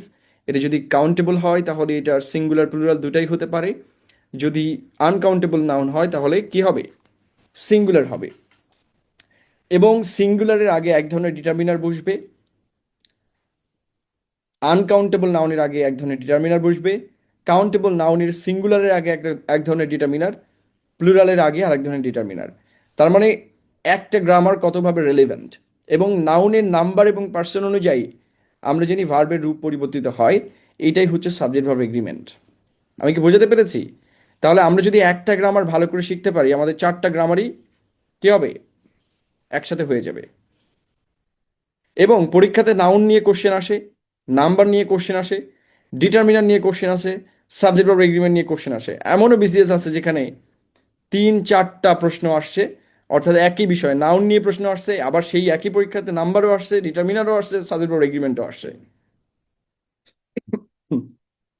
So that's how grammar actually works, যে ইন্টারকানেক্টেড। এই আকিদুল ভাই সবসময় বলে আবার একটু বলুন, আবার একটু বলুন। আমি বুঝলাম না আবার একটু বলার সাথে কি সম্পর্ক আছে। আপনি না বুঝলে দ্বিতীয়বার ভিডিওটা দেখবেন। ওকে, তাহলে আমি বলেছি যে এই যে পার্টগুলো আমরা দেখছি গ্রামারের, এগুলো কি? ইন্টারকানেক্টেড, অর্থাৎ একটা আরেকটার সাথে কি রিলেটেড। আপনি যদি নাউন আইডেন্টিফাই না করতে পারেন, নাউন আইডেন্টিফিকেশন বলতে নাউন কোন ক্যাটাগরির নাউন, এটা একটু আগে এটা বললাম। এবং নাউনটা যদি কাউন্টেবল হয় তাহলে সেটার কি হওয়ার চান্স আছে? কাউন্টেবল নাউন কয়ভাবে ব্যবহৃত হয় বলেছি? দুইভাবে, সিঙ্গুলার এবং প্লুরাল। এবং কিছু কিছু নাউন আছে যাদের সিঙ্গুলার দেখতে একরকম, প্লুরাল আর একরকম, রাইট? যেমন অক্স, অক্সের প্লুরাল কি? অক্সেন। তাহলে এদের নাম্বার আলাদা আছে, রাইট? সো এক এক জায়গায় এক এক ফর্মে ব্যবহৃত হবে। আবার নিউজ, নিউজ হচ্ছে আনকাউন্টেবল নাউন, সো এস থাকলে ওটা সিঙ্গুলার। তাহলে এই যে আমরা যদি সিঙ্গুলার প্লুরাল না চিনি, তাহলে আমরা কি ভার্ব ব্যবহার করতে পারবো? পারবো না। নিউজের আগে আমাদের আর্টিকেল বসবে কি বসবে না, এটা নির্ভর করবে নিউজ কাউন্টেবল নাকি আনকাউন্টেবল। তাহলে আমরা যদি না জানি এটা আনকাউন্টেবল নাকি কাউন্টেবল, আমরা কি আর্টিকেল ব্যবহার করতে পারবো? পারবো না। বোঝা গেল? তাহলে এই জন্য নাউন জানতে হবে, নাউনের সাথে নাউনের নাম্বারও জানতে হবে। নাউনের নাম্বার না জানলে আপনি ডিটারমিনার ব্যবহার করতে পারবেন না। আবার যদি নাম্বার না জানেন আপনি তো ভার্বও ব্যবহার করতে পারবেন না। কারণ আমরা জানি যে ভার্ব যদি সিঙ্গুলার হয় তাহলে, যদি সাবজেক্ট যদি সিঙ্গুলার হয় তাহলে ভার্বের সাথে এস বা ইয়ে যুক্ত হয় কোথায়? প্রেজেন্ট সিম্পল টেন্সে। আবার যদি আমরা সাবজেক্টকে সিঙ্গুলার প্লুরাল না বুঝতে পারি তাহলে অ্যাম ইজ আর থেকে আর বসবে নাকি অ্যাম বসবে নাকি ইজ বসবে, এটা ঠিক করতে পারবো না। অর্থাৎ আমরা অক্সিলারি ভার্ব ব্যবহার করতে পারবো না। হ্যাভ বসবে নাকি হ্যাজ বসবে এটাও আমরা ঠিক করতে পারবো না, রাইট? তার মানে এইগুলো সব একটাই গ্রামার, অর্থাৎ একটা গ্রামারই আসলে বিভিন্ন জায়গাতে ঘুরে ফিরে আসবে। সেটা কি? সেটা হচ্ছে নাউন। তাহলে আমরা নাউন রিলেটেড গ্রামার শিখবো আজকে, okay? Noun, number, determiner, subject verb agreement, one grammar and four solutions. কথা ক্লিয়ার না ভেজাল আছে? So this is very typical grammar, and typical grammar মানেই হচ্ছে বোরিং গ্রামার। সো এখানে নাউনকে প্রধানত দুই ভাগে বিভক্ত করা হয় প্রাচীন গ্রামার অনুসারে। এবং এই প্রাচীন গ্রামার কিভাবে কাজ করে? এটা অর্থ অনুসারে কাজ করে। কিসের উপরে? অর্থ অনুসারে, অর্থাৎ কি ধরনের অর্থ প্রদান করছে সে অর্থের উপরে ডিপেন্ড করবে weather it is concrete or abstract. উচ্চারণটা বুঝতে হবে, কনক্রিট অ্যান্ড অ্যাবস্ট্রাক্ট। এটা অনেকে উচ্চারণ করে অ্যাবস্ট্রাক্ট, অনেকে আছে টিচারও করে আর কি। সো উচ্চারণ হচ্ছে অ্যাবস্ট্রাক্ট, ঠিক আছে? আর এটা হচ্ছে কনক্রিট। কনক্রিট নাউন কারা আমি একেবারে মুখস্থ বলতে পারি, কারণ এগুলো আমি ক্লাস 6-এ পড়েছি। তো যার কারণে আমার সংজ্ঞাও মুখস্থ আছে। যে নাউন পঞ্চ ইন্দ্রিয় দ্বারা গ্রহণ করা যায়, মানে চক্ষু, কর্ণ, নাসিকা, ত্বক, জিহ্বা দ্বারা যে নাউনকে চেনা যায়, তাদেরকে কি করা যায়? তাদেরকে বলা হয় কনক্রিট নাউন, ঠিক আছে? আর যে নাউনকে চক্ষু, কর্ণ, নাসিকা, ত্বক ও জিহ্বা দ্বারা বোঝা যায় না, তাদেরকে বলে অ্যাবস্ট্রাক্ট নাউন। এখন কনক্রিট নাউন কারণ আমরা চোখ দিয়ে আমাদের চোখের সামনে যা কিছু দেখতে পাই, প্রত্যেকটা জিনিসকে আমরা একটা নামকরণ করি, রাইট? আমরা আমাদের চারপাশে যা কিছু দেখি প্রত্যেকটা জিনিসের একটা নাম আছে। এবং আমাদের চারপাশে আমরা যা কিছু দেখতে পাচ্ছি, শুনতে পাচ্ছি, ঘ্রাণ নিতে পারছি, এই আমাদের ইন্দ্রিয় যা কিছু দেখতে পাই সব কিছুই কনক্রিট নাউন। আর এই ইন্দ্রিয়ের বাইরে যেগুলো রয়েছে, গুণ, অবস্থা বা কাজ, যা ইন্দ্রিয় দিয়ে বোঝা যায় না, সেগুলোকে অ্যাবস্ট্রাক্ট নাউন বলে, ঠিক আছে? সাধারণত ইংরেজিতে অ্যাবস্ট্রাক্ট নাউন তৈরি হয় তিনটি পদ্ধতিতে। তিনটি পদ্ধতি কি কি? অ্যাডজেক্টিভ থেকে তৈরি হয়, ভার্ব থেকে তৈরি হয় এবং নাউন থেকে তৈরি হয়। সেই নাউনগুলো কি? যেমন হচ্ছে যে চাইল্ড, চাইল্ড থেকে তৈরি হয় চাইল্ডহুড। স্লেভ থেকে তৈরি হয় স্লেভারি, দাসত্ব। ফ্রেন্ড থেকে হয় ফ্রেন্ডশিপ, বন্ধুত্ব। অথবা সাফিক্স এবং প্রিফিক্স দিয়ে, যে সাফিক্স ও প্রিফিক্সের তালিকা এখানে দেয়া আছে। এখন আমি একটা কথা বলি, যে এই যে গ্রামারটা আছে, এটা বোঝার চেয়ে গুরুত্বপূর্ণ হচ্ছে পড়া গুরুত্বপূর্ণ। কেন? কারণ হচ্ছে পরীক্ষাতে পড়ে লিডারশিপ কোন ধরনের নাউন। এখন বলেন, এটাকে আপনি যদি পড়ে না রাখেন আপনার মাথার উপরে কাজ করবে না। পড়লে আপনার একদম ইজিলি আইডেন্টিফিকেশন সহজ হবে। আদারওয়াইজ সব থিওরি ব্যবহার করতে হবে, ওয়েদার দিস নাউন ইজ পঞ্চেন্দ্রিয় গ্রাহ্য নাকি না। এবং এখানে যে এক্সাম্পলগুলো দেওয়া আছে সবগুলো কোনো না কোনো পরীক্ষায় পড়েছে। যেগুলো পরীক্ষায় নেই সেগুলো আমি মানে ইউজ করি নাই। পরীক্ষার নাম লিখে দেয় না যাতে মানে ঘিজিবিজি দেখা যাবে, এই জন্য অমুক বিসিএস তমুক বিসিএস এগুলো আমি লিখে দেই নাই, মানে যাতে এটা হিজিবিজি না দেখা যায়, ঠিক আছে? তাহলে অ্যাবস্ট্রাক্ট নাউন কারা? যে নাউন পঞ্চ ইন্দ্রিয় দ্বারা গ্রহণ করা যায় না। পঞ্চ ইন্দ্রিয় কি? চোখ, কান, নাক, ত্বক, জিহ্বা। অলরেডি আমি বলেছি ইংরেজিতে পঞ্চ ইন্দ্রিয়ের ভার্বও রয়েছে, তাই না? মানে পাঁচটা ইন্দ্রিয় দিয়ে যে ভার্বগুলো রয়েছে সেগুলো কন্টিনিউয়াস হয় না, আমরা পড়েছি না? সি, হিয়ার, লিসেন, লিসেন হয় আর কি। তারপর হচ্ছে নাক দিয়ে টেস্ট, জিভ দিয়ে টেস্ট। ষষ্ঠ ইন্দ্রিয় হচ্ছে নো, নো মানে জানা, মনে আছে? তো এই যে পঞ্চ ইন্দ্রিয়ের বাইরে যেগুলো রয়েছে সেগুলো হচ্ছে অ্যাবস্ট্রাক্ট নাউন, ওকে? এখন এটা কিন্তু একটা সেকেন্ডারি লেভেলের ডিভিশন। অর্থাৎ ইংরেজিতে আবার কনক্রিট নাউনকে চার ভাগে ভাগ করা হয়। কনক্রিট নাউন কয় প্রকার? চার প্রকার। এটা কিন্তু টিপিক্যাল গ্রামার, সো এখানে বোঝাচ্ছে জানা বেশি জরুরি। একটা জিনিস বোঝা জরুরি হয় আর একটা হচ্ছে জানা জরুরি হয়। সো জানা জরুরি মানে এটা পরীক্ষাতে পড়বে, একদম টিপিক্যালি পড়ে। কিরকম? এই যে ধরেন অনেস্টি তুলে দিয়ে বলবে এটা কোন ধরনের noun, is it abstract or concrete? এখন অনেস্টি কি খাওয়া যায়? অনেস্টি ধরা যায়? অনেস্টি স্পর্শ করা যায়? অনেস্টি গন্ধ নেওয়া যায়? যায় না। এটা উচ্চারণ কিন্তু অ্যাবস্ট্রাক্ট, অ্যাবোজ না, অ্যাপস, এবিএস, অ্যাবস ট্রাক্ট, ঠিক আছে? এটা মনে রাখেন, কারণ আমি মোস্ট অফ দি স্টুডেন্টস এটা অ্যাবস্ট্রাক্ট উচ্চারণ করে, ইজ ভেরি আনওয়েলকামিং, কানে কেমন একটা বিশ্রী লাগে শুনতে। অ্যাবস্ট্রাক্ট কিন্তু কানে শুনতে বাজে লাগে না? কেমন একটা আর কি বিষয়টা। সো দেখেন, তাহলে নাউনকে প্রধানত দুই ভাগে ভাগ করা হয় এবং এই কনক্রিটকে আবার চার ভাগে ভাগ করা হয়। সেটা হচ্ছে proper noun, common noun, collective noun and material noun, ঠিক আছে? কিন্তু কিছু কিছু গ্রামারে কনক্রিট জিনিসটাই নাই। কিছু কিছু গ্রামারে কি নাই, কনক্রিটটা আলাদা করে থাকে না। বলা হয় নাউন হচ্ছে 5 প্রকার। সং নাকি অ্যাবস্ট্রাক্ট নাউন? কোথায় বলা হয়েছে সং অ্যাবস্ট্রাক্ট নাউন? পৃথিবীর কোন নিয়ম অনুসারে সং অ্যাবস্ট্রাক্ট নাউন হলো আশরাফুল গাজী ভাই? সং কি কান দিয়ে শোনা যায় না?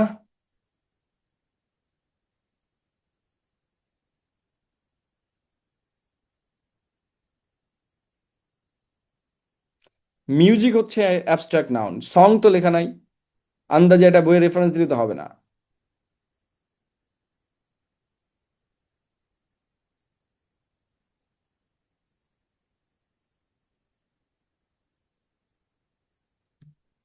সং হচ্ছে কাউন্টেবল নাউন, তার প্রমাণ কি অ্যাবস্ট্রাক্ট নাউন নাকি? আন্দাজে উল্টাপাল্টা বইয়ের রেফারেন্স দিয়ে বইয়ের বইয়ের মানিজ্য নষ্ট করেন না। সং, হি স্যাং এ সং, আমরা এ ব্যবহার করি না, তো এ ব্যবহার করছি মানেই ও হচ্ছে কনক্রিট নাউন। অর্থাৎ অ্যাবস্ট্রাক্ট নাউনের আগে কখনোই কোনো আর্টিকেল বসে না নর্মালি।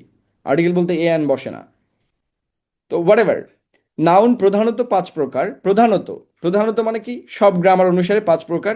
এবং আমি আবারও বলেছি, এটা কিন্তু পরীক্ষায় পড়েছে, প্রাইমারি এক্সামে পড়েছে গতবার, যে নাউন কত প্রকার। যদি কোথাও লেখা থাকে নাউন কত প্রকার, আনসার কি হবে? 5 প্রকার। কিন্তু আনসারে যদি 5 না থাকে, অর্থাৎ আহ, 1 2 3 4 অবধি থাকে, তাহলে 2 প্রকার। কোথাও অপশনে যদি 5 না থাকে তাহলে 2 প্রকার হবে, হ্যাঁ, মোটা দাগে 2 প্রকার। কিন্তু মূলত নাউন 5 প্রকার। কি গ্রামার অনুসারে? টিপিক্যাল মানে পুরনো গ্রামার অনুসারে। এটা কিন্তু ওল্ড গ্রামার। নিউ গ্রামারে শুধুমাত্র কাউন্টেবল আনকাউন্টেবল ছাড়া কিছুই নেই। এখন আধুনিক কোনো বইয়ে এসব ডিভিশন থাকে না, অর্থাৎ প্রপার, কমন, কালেকটিভ, ম্যাটেরিয়াল ইত্যাদি ইত্যাদি থাকে না।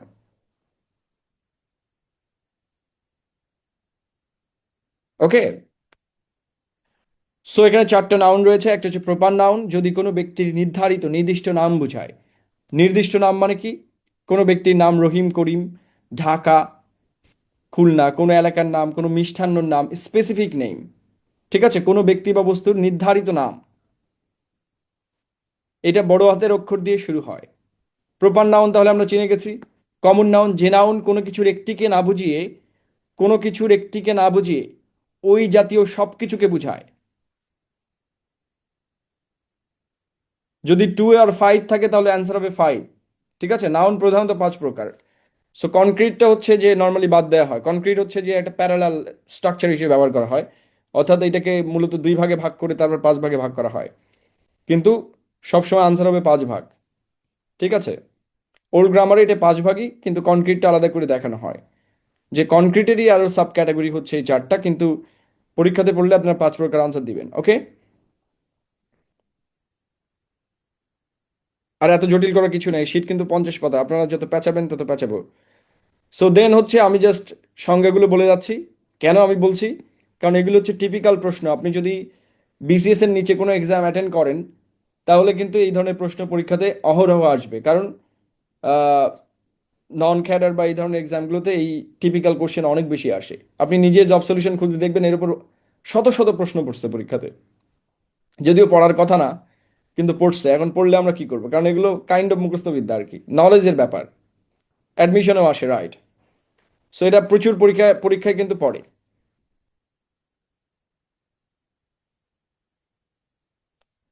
কমন নাউন কি?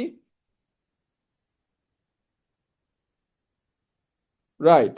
বিসিএস এর নিচে যত এক্সাম আছে এখানে 100% কমন আসবে। পড়ে গেলেই পরীক্ষায় পড়বে একটা না একটাই। এই শীট পড়লে অন্তত 4টা কমন পড়বে। এটা আমি গ্যারান্টি দিলাম যে 4টা প্রশ্ন এখান থেকে আসবেই, যে কোনো পরীক্ষা দিলেই। অন্তত প্রশ্ন না পড়লে ওই নিয়মের মধ্যেই পড়বে। এইচএসসিতে আসবে না, এইচএসসিতে আলাদা গ্রামার পড়বে। এইচএসসিতে নাউন ব্যবহার করার প্রশ্ন আসে, এইচএসসি কি নাউন কাকে বলে ইত্যাদি আসে নাকি? আরে এত বুঝে আলাদা করে কেন জিজ্ঞেস করতে হয় ভাই? আমি বলছি যে যে কোনো এক্সামে এখান থেকে কোশ্চেন আসবে, ম্যান্ডেটরি। ও এখন বানাইতেছে 11 গ্রেড, 10 গ্রেড, 20 গ্রেড। বলছি তো, প্রশ্ন এখান থেকে ম্যান্ডেটরি, সব পরীক্ষাতে আছে, ঘোরায় ফিরায় আছে আর কি। একই জিনিস ঘোরায় ঘোরায় আসে। আপনি গ্রামারটা, আমি এতদিন কি বুঝাইলাম যে ভাই একই জিনিস কত জায়গায় কত মানে রকম নানা রং টং দিয়ে গ্রামার বানানো হয়। সো দেখবেন যে একই জিনিস কতবার আছে। দেন হচ্ছে একই শ্রেণীর সবকিছু বা বস্তুর একটা জেনারেল নেম, অর্থাৎ একটা কমন নেম। যেমন হচ্ছে সমস্ত, ধরেন আমি শামীম, করিম, রহিম, তারপর হচ্ছে যে যতগুলো এখানে বেটা মানুষ আছে, সবারই একটা জেনারিক নেম হচ্ছে বয়। এখানে বয় না, এখানে সবাই ম্যান আর কি। অনেকেই বয় আছে, ঠিক আছে। এখানে অনেকেই বয় আছে, কারা বলেন তো? প্রেম করার পরে দেখবেন যে গার্লফ্রেন্ড ছাড়া কিছুই বোঝে না, কান্নাকাড়ি করতেছে, এটা হচ্ছে বয়। এরা হচ্ছে বয়, শিশু এরা। ঠিক আছে, এটা শিশু থেকে একটু কিশোরের মাঝামাঝি সময় আছে। তো আমি এককালে বয় ছিলাম, এখন ম্যান হয়ে গেছি। I don't care. সো ঠিক আছে, কালেকটিভ নাউন যেটা একটা দল বা গোষ্ঠীকে বোঝায়,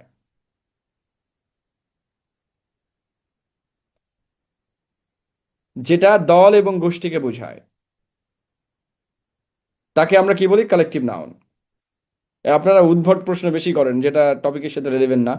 পদার্থ বা উপাদানের নাম, কোনো কিছু কি দিয়ে তৈরি সেটা বোঝাতে সেটা বোঝাতে আমরা ম্যাটেরিয়াল নাউন ব্যবহার করি। ঠিক আছে, ম্যাটেরিয়াল মানে কি? পদার্থ। কোনো কিছু কি দিয়ে তৈরি, তাহলে একটা গ্লাস কি দিয়ে তৈরি হয়? একটা কলম কি দিয়ে তৈরি হয় বলেন তো? একটা কলমে কি কি আছে?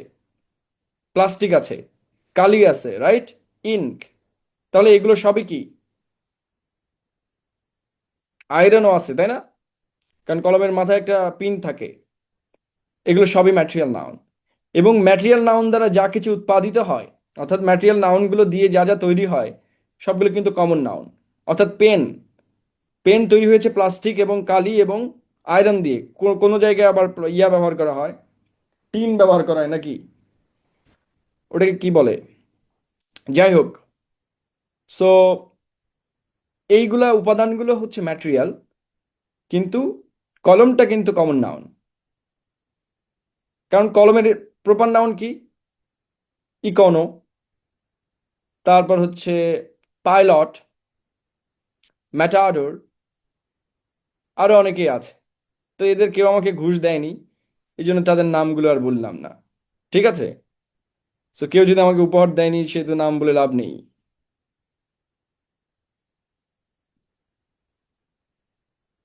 সৌজন্য সংখ্যা কেউ পাইনি আমরা, তাই না? ওকে।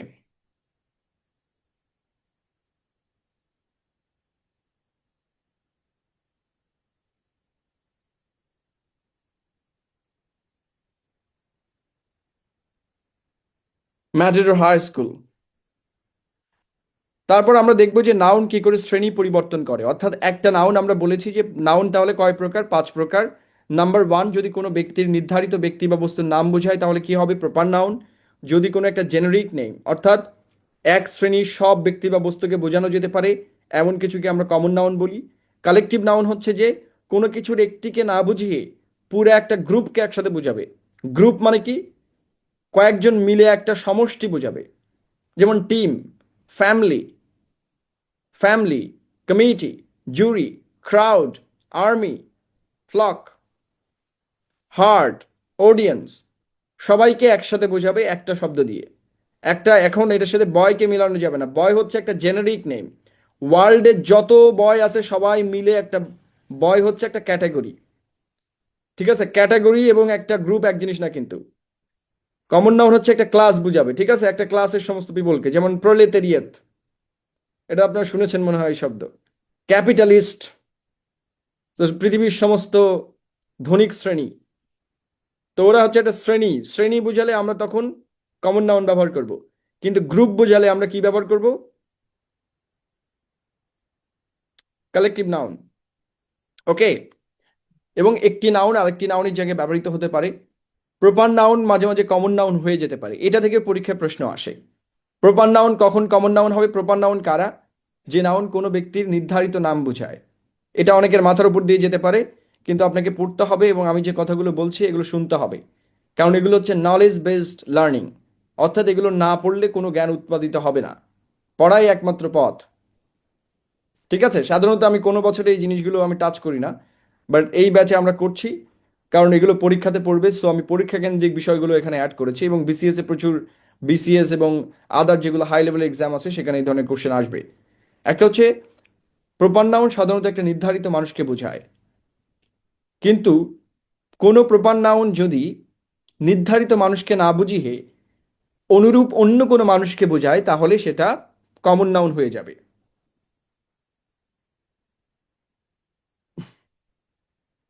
কোনো নির্ধারিত মানুষকে না বুঝিয়ে অনুরূপ অন্য কোনো মানুষকে বোঝালে সেটা কি হবে? কি হবে?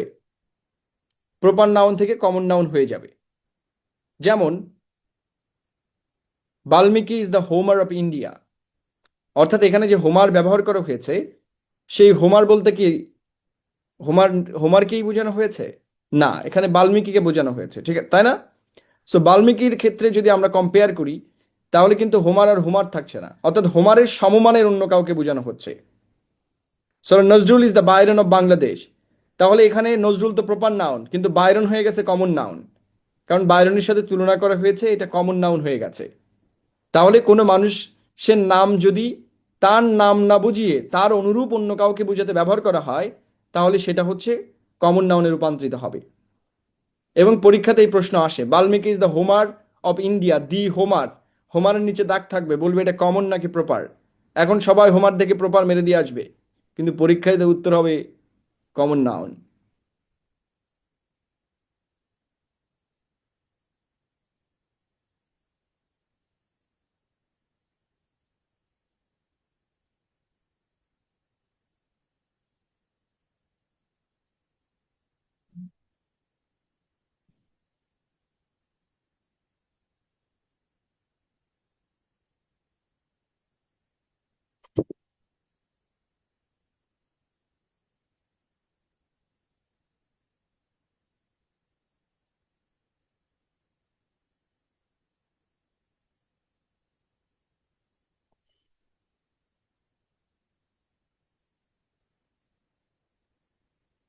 ওকে, তারপর হচ্ছে যে ম্যাটেরিয়াল নাউন থেকে মাঝে মাঝে কমন নাউনে রূপান্তরিত হয় যদি নির্দিষ্ট করে দ্রব্য বা গুণ বোঝায়। তাহলে দেখেন, কোনো ম্যাটেরিয়াল নাউনের পরে যদি মডিফায়ার থাকে, কোনো ম্যাটেরিয়াল নাউনের পরে যদি মডিফায়ার থাকে, ঠিক আছে, কি থাকে? মডিফায়ার থাকে, অথবা কোনো ম্যাটেরিয়াল নাউনের আগে আর্টিকেল দি থাকে, সহজ করে দিলাম, তাহলে বুঝতে হবে ম্যাটেরিয়াল নাউনটা কমন নাউনে রূপান্তরিত হয়েছে। The water of this tank, এখানে স্পেসিফিক ওয়াটারের কথা বলা হয়েছে। কোথাকার ওয়াটার? এই ট্যাঙ্কের পানি আর কি, এই নদীর পানি। সো তখন পানি আর সাধারণ পানি নেই, শুধু পানি নেই, এই পানি হয়ে গেছে কি? একটা নদীর পানি। সো স্পেসিফাই যখন করা হবে, তখন ম্যাটেরিয়াল নাউনটা কমন নাউনে রূপান্তরিত হবে। যেমন হচ্ছে সৌন্দর্য হচ্ছে একটা উপাদান, সৌন্দর্যের এই উপাদান যার ভেতরে আছে, এমন কোনো ব্যক্তিকে যদি আমরা বুঝাই, তাহলে সে হচ্ছে কমন ম্যাটেরিয়াল নাউন থেকে কমন নাউন হয়ে যাবে। সহজ কথা হচ্ছে, উপাদান না বুঝিয়ে তৈরি জিনিস বা গুণ বুঝালে ওই গুণ বিশিষ্ট ব্যক্তি বা বস্তুকে বোঝাতে আমরা কমন নাউন ব্যবহার করি। আচ্ছা, দি এবং দায়ের প্রসঙ্গ আমরা পরে দেখবো আর কি। আজকে কি আর্টিকেলের ক্লাস হচ্ছে? হ্যাঁ, বিউটি অ্যাবস্ট্রাক্ট নাউন এখানে কমন নাউনে রূপান্তরিত হয়েছে। ওকে, এটা বোঝানো হয়েছে। তো বিউটি ম্যাটেরিয়াল নাউনে হতে পারে যদি সৌন্দর্যের উপাদান আমরা হিসেবে হিসাব করি, সৌন্দর্য যদি কোনো একটা মানুষের উপাদান হতে পারে, তো সে অর্থে আমরা ব্যবহার করতে পারি। তো দেখেন, কোনো উপাদান না বুঝিয়ে উপাদান দিয়ে তৈরি জিনিস বোঝালে সেটা কমন নাউনে রূপান্তরিত হয়। যেমন যদি আমরা পেনের কথা চিন্তা করি, তাহলে পেন তৈরি হচ্ছে কি দিয়ে? ইঙ্ক দিয়ে, প্লাস্টিক দিয়ে, তাই না? এখন আমার পেনটা কি? কমন নাউন, কিন্তু প্লাস্টিক কিন্তু ম্যাটেরিয়াল নাউন। সো সৌন্দর্য দিয়ে যদি কোনো একটা ব্যক্তিকে বোঝায়, সৌন্দর্য না বুঝিয়ে কোনো একটা ব্যক্তিকে, সে সুন্দরী, শি ইজ এ বিউটি, মানে তুমি হচ্ছে সৌন্দর্যের প্রতিমা। সহজ কথা, তুমি আমার চোখেতে সরলতার প্রতিমা। তো শি ইজ এ বিউটি মানে তুমি হচ্ছে সৌন্দর্যের প্রতিমা, মানে তুমিই সৌন্দর্য। এটা বুঝেন, চিন্তা চিন্তা করেন, শি ইজ এ বিউটি। তো সেই সৌন্দর্য মানে সেই সৌন্দর্যের মানদণ্ড, এখানে অর্থটা কিন্তু ভ্যারি হচ্ছে, শি ইজ বিউটিফুল না, এখানে শি ইজ এ বিউটি মানে হচ্ছে সে নিজেই সৌন্দর্যের একটা মানদণ্ড হয়ে গেছে। ইন্টারেস্টিং না? She is a justice or he is a justice. তো জাস্টিস মানে কি? বিচার। এখন আমি বিচারের আগে যদি আর্টিকেল এ অথবা অ্যান ব্যবহার করি, তাহলে বিচারক হয়ে যাবে, এ জাস্টিস। কিন্তু জাস্টিস মানে কিন্তু বিচার, উই ওয়ান্ট জাস্টিস, রাইট? বিচারক ইংরেজিতে জাজ। তাহলে হি ইজ এ জাস্টিস, দেখেন এই যে এ ব্যবহার করলেন, সাথে সাথেই জাস্টিসটা একটা কমন নাউনে রূপান্তরিত হলো। এগুলো হচ্ছে এক্সেপশনাল উদাহরণ, যেগুলো হচ্ছে পরীক্ষাতেই মাত্র আসে। আমরা বাস্তবে খুব কম ব্যবহার করি, কিন্তু পরীক্ষাতে আসবে। এখন আসলে আমাদের তো কিছু করার নেই। সো নাউনের শ্রেণী পরিবর্তন, এটা আপনারা পড়ে আসবেন। আমি কিন্তু এই শীটটা একটা আপডেটেড ভার্সন দিব, এটা ডেমোতে আছে, মানে এটা এখনো ফাইনাল এডিট করা হয়নি। সো এখানে অনেক জায়গায় টুকটাক ভুল থাকতে পারে। সো যদি থাকে আপনার চোখে পড়লে আপনারা অবশ্যই আমাকে জানাবেন যে এখানে একটু সমস্যা আছে। ঠিক আছে? এখানে অস্পষ্ট না, এখানে ক্লিয়ারই আছে, জাস্ট প্রিন্ট করলে ক্লিয়ার আসবে। সো দেন এখানে একটা তালিকা আছে। তালিকাটা হচ্ছে যে ইংরেজিতে সাধারণত নাউনকে দুই ভাগে বিভক্ত করা হয়, যেটা হচ্ছে মূল বিভাজন। এবং গ্রামারে সবচেয়ে বেশি অংশ আসবে এই জায়গা থেকে, যে কোনো পরীক্ষায় সবচেয়ে বেশি প্রশ্ন আসবে কি থেকে? কাউন্টেবল এবং আনকাউন্টেবল নাউন থেকে। এখন আমাদের জানতে হবে কাউন্টেবল নাউন কারা। যে সকল নাউনকে গণনা করা হয় তারা হচ্ছে কাউন্টেবল, এবং যাদেরকে সাধারণত গণনা করা হয় না তারা হচ্ছে আনকাউন্টেবল। যাদের গণনা করা হয় তারা হচ্ছে কাউন্টেবল, যাদের গণনা করা হয় না তারা হচ্ছে আনকাউন্টেবল। ঠিক আছে? এই কথা একটু আগেই আমরা বললাম। আমি কিন্তু থিওরিটিক্যাল পড়াটা পড়িয়ে ফেলেছি। এখানে যে বিষয়গুলো আছে এগুলো আপনাকে নিজেই পড়তে হবে। যেমন কোনটা সিঙ্গুলার কোনটা প্লুরাল, এটা কি আমার পড়ানোর কিছু আছে? যে অক্সের প্লুরাল হলো অক্সেন, এটা কিন্তু আপনাকে পড়তে হবে। এখানে যা আছে এর 80% আপনাকে পড়তে হবে, 20% আমি বুঝিয়ে দিব। সেই শীটটা আমি দিলাম, এবং শীটটা আপনারা পড়ে আসবেন। কোথাও যদি আপনার মনে হয় যে এখানে ভুল আছে অবশ্যই আমাকে জানাবেন এবং এখানে প্রশ্ন করবেন। ঠিক আছে? কারণ এই শীটটা আমি নিজেও আমাদের বইয়ের জন্য ডেভেলপ করছি, এটা একটা প্রাইমারি ফিচারে আছে। মূল বইয়ে এখানে কিছু থাকবে কিছু থাকবে না আর কি, কাজ করছি আর কি। সকাল থেকে এটা কাজ করলাম। একজন দি নিয়ে বসে আছে। এখানে কি আমরা কোনো আর্টিকেল ব্যবহারের প্রশ্ন উঠছে এখনো? তো এখানে দি নিয়ে আপনি কখন কোথাতে কোশ্চেন করছেন? আপনার তো কিছু বলাও যায় না। সংসার করবেন কি করে আমি জানি না। বিয়ের পরে যদি দেখেন যে কোনো একটা বিষয় ঘটেনি, আপনি প্রশ্ন করতেছেন। বাড়িতে কেউ ঢোকার সাথে সাথে প্রশ্ন করলেন, আগামী 15 দিন পরের বাজার কোথায়? তো কি আর হবে, সর্বনাশ হয়ে যাবে। ঠিক আছে? এখন আমরা দেখি যে আমাদের কাউন্টেবল নাউন কোথায় ব্যবহৃত হয়। কাউন্টেবল নাউনের 4টা ফিচার আছে। ফিচার হচ্ছে যে সিঙ্গুলার এবং প্লুরাল দুটাই থাকে।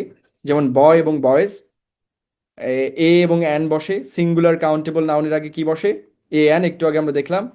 যেটা নাম্বার হয়,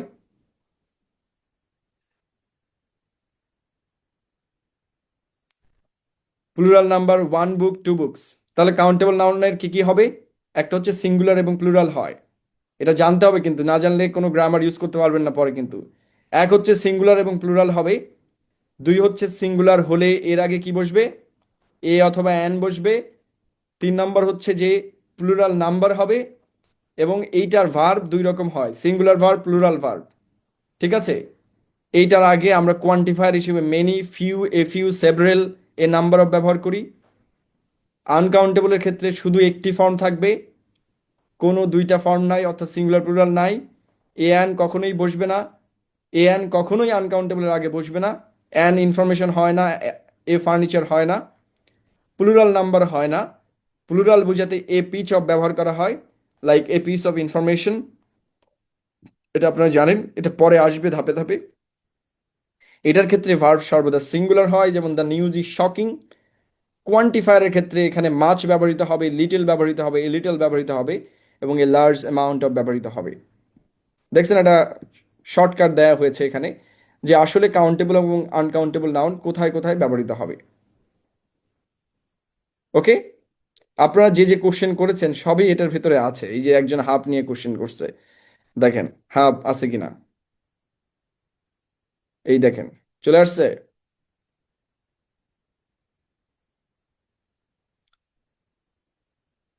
সবই আছে এই শিটে। একেবারে নাউন নিয়ে যা যা কোশ্চেন আসে পৃথিবীতে, মোটামুটি সবই এখানে আমাদের আছে। সো টেনশনে কিছু নাই। শিটটা আপনাদেরকে দিয়ে দেওয়া হবে। আপনারা জাস্ট পড়ে আসবেন, এবং কোথাও ভুল পাইলে বা আপনার কাছে সন্দেহ লাগলে আপনি প্রশ্ন করতে পারেন। ঠিক আছে? কারণ হচ্ছে যে অনেকগুলো শিটকে আমি মার্চ করেছি এখানে একসাথে। 4টা টপিককে এক জায়গায় নিয়ে আসছি, আগে আমাদের 4টা ছিল। তো ইন্টারকানেক্টেড গ্রামার। সো আপনারা অবশ্যই শিটটা পড়ে আসবেন। আগামী ক্লাসের একমাত্র কাজ হচ্ছে এই শিটটা পুরাটা রিডিং পড়ে আসা। বুঝাই দেওয়ার দায়িত্ব কার? আমার। ঠিক আছে, এখানে আমি দুইটা জিনিস বুঝাবো, একটা হচ্ছে ডিটারমিনার আর একটা হচ্ছে সাবজেক্ট ভার্ব এগ্রিমেন্ট। কারণ নাউন কাহাকে বলে, উহা কত প্রকার, ইহা বোঝানোর দায়িত্ব তো আমার নয়, তাই না? সেটা তো আমি বলে দিয়েছি। এই দুটো আপনার পড়ে আসতে হবে। কোন দুইটা? নাউন এবং নাম্বার। আর বাকি দুইটা আমি বুঝাই দিব, ঠিক আছে? Determiner and subject verb agreement, এই দুটো আমি বুঝাবো। এই দুটো হচ্ছে পড়ে আসার গ্রামার। এটা হচ্ছে নলেজ বেসড, এটা হচ্ছে আন্ডারস্ট্যান্ডিং বেসড। ঠিক আছে, যেটা জ্ঞানের বিষয় সেটা তো পড়তেই হবে, না পড়ে এখানে আমাদের কোনো উপায় নাই। ওকে, আজকের মতো আমরা, কোনো কোশ্চেন আছে? Any question?